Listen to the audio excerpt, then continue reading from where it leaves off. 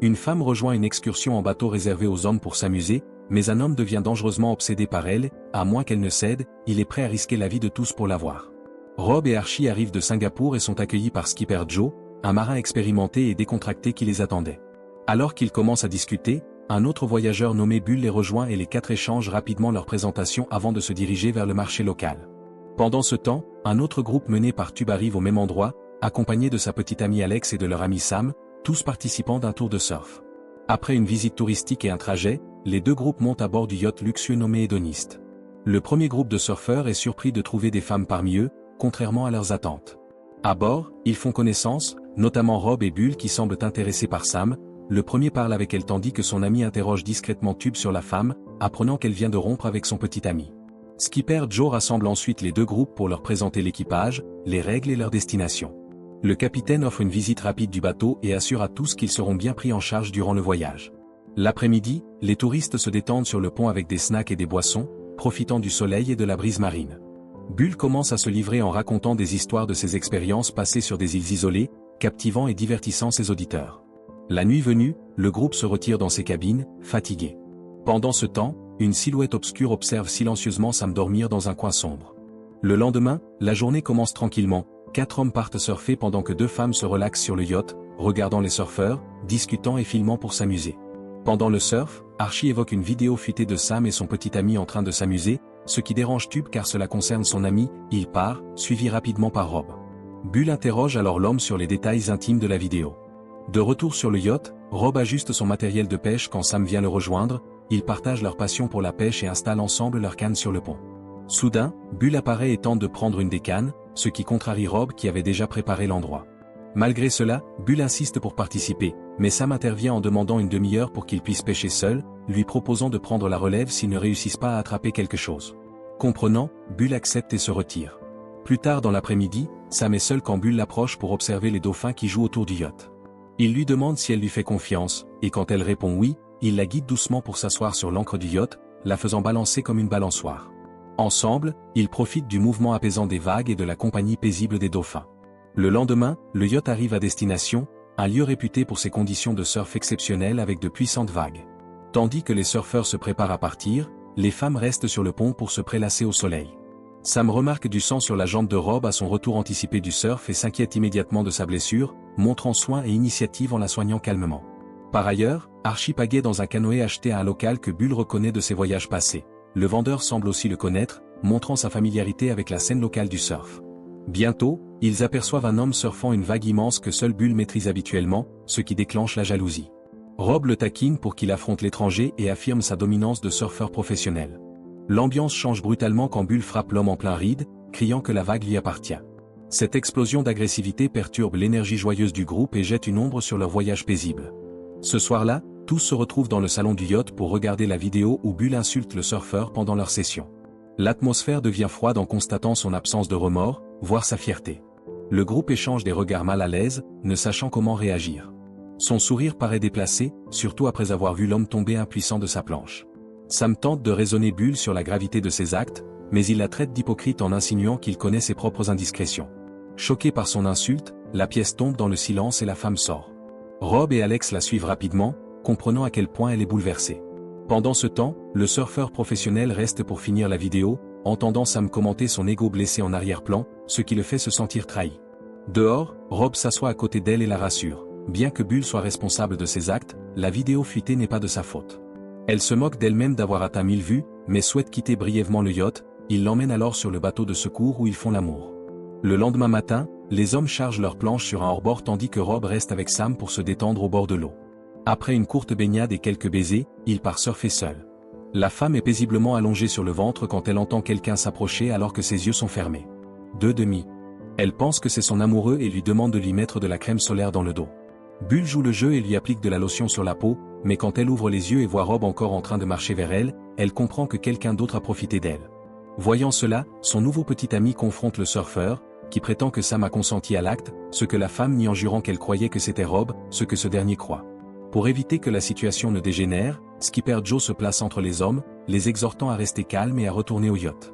À bord, Sam rencontre Alex et lui raconte tout ce qui s'est passé. Encore bouleversée, elle demande à son ami de ne pas laisser Bull s'approcher d'elle et se cache dans une cabine en les voyant arriver. Le groupe discute de laisser Bull sur l'île, incapable de lui pardonner ou de lui faire à nouveau confiance. Le capitaine leur assure qu'il accostera le yacht s'ils ne parviennent pas à régler le problème. Après cet incident perturbant, Archie s'approche de Bull en privé et lui dit que s'ils ne règlent pas tout rapidement, ils retourneront au continent. Voyant l'inquiétude sur le visage du jeune homme, Bull lui promet qu'il parlera à la femme et essaiera de faire la paix. Bull se rend calmement à sa cabine et lui demande de sortir pour discuter de ce qui s'est passé. Sam, toujours effrayé, ouvre la porte et lui vaporise un répulsif insecte au visage. L'homme hurle de douleur et de frustration, reculant en titubant, les yeux brûlants. Ses cris résonnent dans le yacht, poussant tout le monde à courir paniqué vers sa cabine. Le chaos éclate de nouveau, et Skipper Joe intervient sans hésiter, maîtrisant Bull, le traînant hors du yacht et prenant une décision rapide, il ordonne à l'équipage de se diriger vers la plus proche île et abandonne Bull seul, éloigné des autres. Une fois Bull déposé, ils éloignent le yacht de la côte, prévoyant de revenir le chercher au matin. La nuit tombée, l'homme indésirable erre seul sur la plage, consumé par le désespoir et la colère, criant sa frustration à l'océan, son ego blessé et sa rage contre les gens du yacht, jusqu'à ce qu'il aperçoive une planche de surf abandonnée sur le rivage. De retour à bord, le groupe cherche la paix alors que la nuit s'installe. Rob vérifie discrètement Sam, lui offrant réconfort et assurance, car elle craint toujours que Bull ne revienne nager pour se venger. Le lendemain matin apporte un calme apaisant alors que les vagues bercent doucement le yacht. Les femmes profitent de la tranquillité sur le pont, Rob surfe, et l'équipage prépare le retour de Bull depuis l'île. Skipper Joe et 2 membres d'équipage prennent un hors-bord pour aller le chercher, leur objectif étant de se regrouper et de repartir vers le continent. Cependant, cet après-midi-là, alors que Rob surfe, il aperçoit une planche flottant près du yacht et réalise que quelque chose a mal tourné pendant la nuit. À l'insu de tous, Bull a utilisé la planche pour revenir discrètement à bord avant le lever du soleil. Il est monté sans être vu, avec le capitaine et l'équipage partis, il voit une opportunité d'agir. Tube, de l'autre côté du yacht, le voit grimper et court immédiatement prévenir les filles, verrouillant la porte derrière lui. Les 2 femmes le regardent choquées, comprenant vite ce qui se passe. Alors que Joe et l'équipage cherchent Bull sur la plage, l'un d'eux remarque un mouvement à bord et le suit. Pendant ce temps, l'homme déchu prend le contrôle du yacht, le dirigeant vers une destination inconnue, loin de l'île.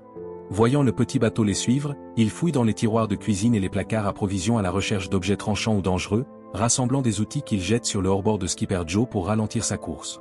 L'équipage, choqué et furieux, essaie d'éviter les projectiles en criant qu'il doit s'arrêter, mais il rit follement, déterminé à garder le contrôle du yacht quoi qu'il arrive.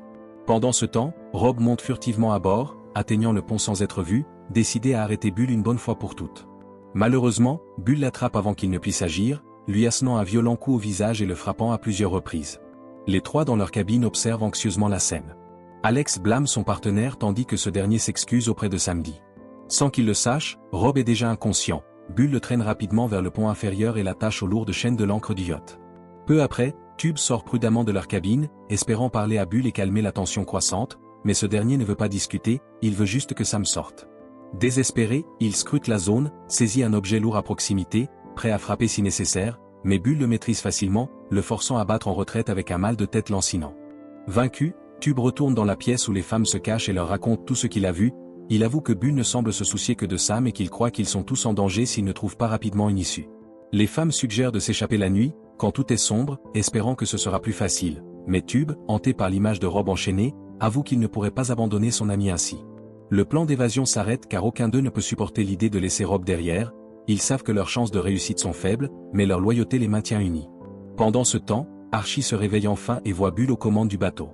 D'abord confus et ignorant ce qui s'est passé, Archie entend des explications vagues, mais tout change quand il voit Rob enchaîné à l'ancre, l'horreur de la situation le frappe aussitôt, et il essaie de parler à son ami, espérant qu'il ait encore temps de réparer les choses, mais le surfeur professionnel continue simplement à découper le poisson qu'il a attrapé, ignorant la suggestion d'Archie.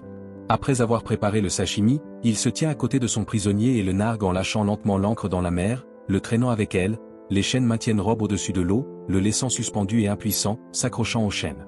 Après avoir trouvé les clés, Bull fait irruption dans la cabine où les autres se cachent, ouvre leur porte sans prévenir, et d'un ton étrangement détaché, les invite à dîner, affirmant avoir préparé quelque chose de spécial. Les 3 sont trop stupéfaits pour répondre, figés par la peur en le voyant, mais il n'attend pas de réponse et s'éloigne, laissant la porte ouverte pour qu'ils le suivent. Sous la pression de ces menaces, Sam, Alex, Tube et Archie le suivent près de la rambarde où il leur montre son captif et les menace de coups s'il montre la moindre mutinerie. Il les rassemble autour de la table dressée, et ils mangent en silence en l'écoutant parler avec excitation du dîner préparé. À un moment, Bull félicite Alex pour ses talents de réalisatrice de documentaire en leur montrant une vidéo d'elle et son partenaire faisant l'amour, qu'elle a enregistré secrètement. Il force alors les amants à s'embrasser pour prouver leur amour, et le couple, impuissant face à lui, obéit à contre-cœur. Soudain, il s'assoit près de Sam, passant ses mains autour d'elle, murmurant que tout le monde doit apprendre sa leçon, et qu'il est cette leçon qu'elle recevra. Puis, se souvenant de Rob, il va voir ce dernier, plaisantant sur le fait qu'il est juste suspendu là, ignorant que l'homme fait de son mieux pour se libérer. De retour à table, il demande à Alex de le filmer avec la fille qu'il aime, voulant avoir leur propre documentaire. Réfléchissant rapidement, elle suggère d'abord d'enregistrer une interview, espérant le distraire et retarder ses vrais plans. Le ravisseur accepte un moment, répondant à quelques questions, mais l'interview le pousse à réfléchir sur ses échecs. Il prétend avoir des amis, mais au fond, il sait qu'il n'en a pas. Quand Alex lui demande ce qu'il veut d'eux, il répond les yeux embués de larmes qu'il est juste contrarié et qu'il veut seulement samedi. Changeant de sujet, il se concentre à nouveau sur elle, insistant pour commencer le vrai film qu'il désire. Il la force à se tenir devant lui, les autres se décalent et Alex prépare la caméra. Il lui ordonne de faire une vidéo pour lui et commande même à Archie de lui expliquer quoi faire, mais ce dernier refuse. Sam joue le jeu, formant un plan dans sa tête. Bull est content de ce qu'elle fait, mais dans un moment d'inattention, elle s'enfuit de la pièce et court dehors. Il réagit instantanément, tout comme les autres, mais il les arrête en criant. La poursuite commence alors que ses amis se lèvent enfin pour l'aider à s'échapper. Il la voit par la fenêtre, disant qu'il aime une fille qui fait la difficile, puis il court vite pour la rattraper alors qu'elle monte sur le pont supérieur, mais il est surpris de voir Tube et Archie arriver par la gauche, puis Rob qui a réussi à se libérer des chaînes, tenant fermement une pelle au-dessus d'eux. Sam, rempli de rage, attrape un grand crochet trouvé sur le toit, saute et atterrit violemment sur Bull, enfonçant l'outil profondément dans ses paumes. Il gémit de douleur en serrant ses mains transpercées, tandis que Sam crie aux autres de l'achever. Profitant de l'occasion, il l'attaque jusqu'à ce qu'il s'effondre. Sam lui porte un dernier coup, déchargeant toute sa colère, ce qui le fait tomber inconscient. Ensuite, il place son corps dans un petit canoë attaché au yacht, le sécurise et fixe le canoë à la poupe, le laissant dériver tandis qu'il se dirige vers le continent. Sam reste dehors, regardant fixement le canoë qui dérive derrière eux. Malgré son inconscience, l'anxiété persiste, craignant qu'il ne se réveille. Puis l'homme dans le petit bateau commence à bouger, s'assoit, appelle son nom et tente de se rapprocher du yacht. Elle reste au bord, impassible mais déterminée, attrape la corde et sans un mot la défait, laissant le canoë dériver dans l'océan immense. Acceptant sa défaite, il reste dans son bateau, et même à cet instant, il gonfle encore son ego, affirmant que Sam savait que c'était lui sur la plage. Elle ne répond pas, se contentant de le regarder avec un léger sourire et un soupir de soulagement alors qu'il disparaît lentement de sa vue.